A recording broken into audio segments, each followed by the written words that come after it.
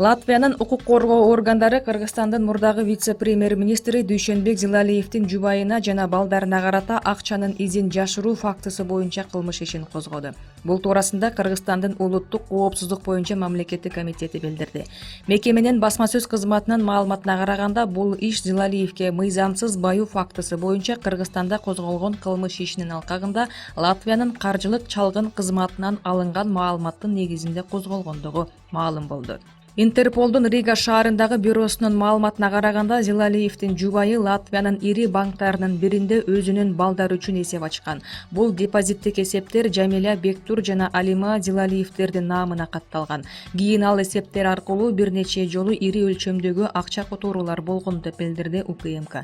Кыргызстандын башкы прокуратурасы Зилалиевге 2010-2017 жылдары мамлекеттик органдарда жетекчилик кызматты ээлеп турганда өзү иштеп тапкан каражаттан ашык суммага мүлк сатып алган үчүн мыйзамсыз баюу беренесинин негизинде кылмыш ишин козгогон.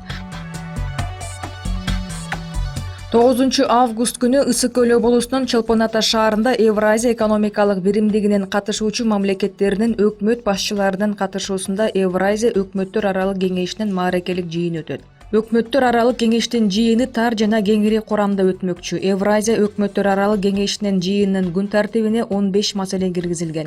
Анын ичинде трансчек аралык аракеттенүүгө, агрардык өнөр жай комплекстерин өнүктүрүүнүн биргелешкен божомолдоруна, алкоголдук рынокты жөнгө салууга, 2018 жылдагы ЭЭФ мүчө мамлекеттеринин ортосунда ташуу үчүн бажы алымдарынын суммасын бөлүштүрүүгө байланыштуу жана башка актуалдуу маселелер киргизилген. Жыйындын жыйынтыгы боюнча бир катар документтерге кол коюлат. ЭЭФ премьер-министрлеринин Кыргыз Республикасынын президенти Сооронбай Жээнбеков менен дагы жолугушуусу күтүлүүдө. Мындан тышкары жыйындын алкагында өкмөт башчыларынын эки жактуу жолугушуулары күтүлүүдө. Ош облусунун аймагында жер титирөө катталды. Бул туурасында өзгөчө кырдаалдар министрлиги билдирди. Маалыматка караганда, жер титирөө кечээ күнү болжол менен саат 4 чамасында Ош облусунун аймагында катталып, очогунда күчү 3,5 балга жеткен. Жер титирөө Өзгөн районунун Шералы, Кароол айылдарында 3,5 балга, Өзгөн шаарында Куршап жана Мырзаке айылдарында 3 балга, Жетим, Дөбө жана Кичи Сай айылдарында 2,5 балга чейин сезилген. Жабыркагандар жана кыйроолор катталган жок. Кыргыз-Орус өнүктүрүү фонду Мегакомду каржылайт. Акча абоненттерди тейлөө сапатын жакшыртуу, тармакты кеңейтүү үчүн телекоммуникациялык жабдууларды алууга сарпталат. Фонд каржы көлөмүн ачыктаган жок. Долбоор Кыргызстандын санариптик инфраструктурасын өнүктүрүүгө салым кошот деп билдирди Кыргыз-Орус өнүктүрүү фондунан. Жабдууларды сатып алуу көз карандысыз эл аралык аудитордук компаниянын байкоосу алдында ишке ашат. Альфа Телеком жабык акционердик коому 2009 жылы түзүлгөн. Мамлекеттин үлүшү 100%. Ош